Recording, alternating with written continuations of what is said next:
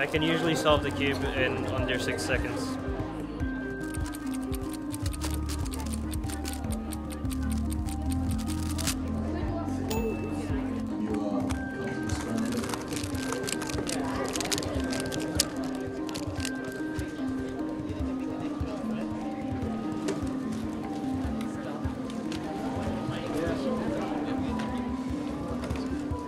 The Rubik's Cube is very important to me because it's like I have my own distraction from whatever's happening.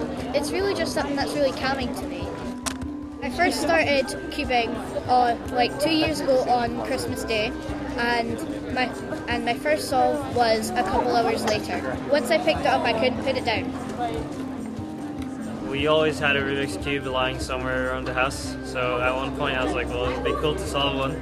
So I looked up how to do it on the internet, and when I did, I also came across competitions.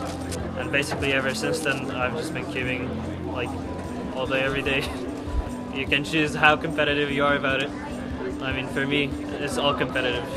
I can personally do it one-handed, but I'm trying to learn blindfolded, but it's really hard. It's really addicting, and sometimes you can be up really late doing it and not even realise it.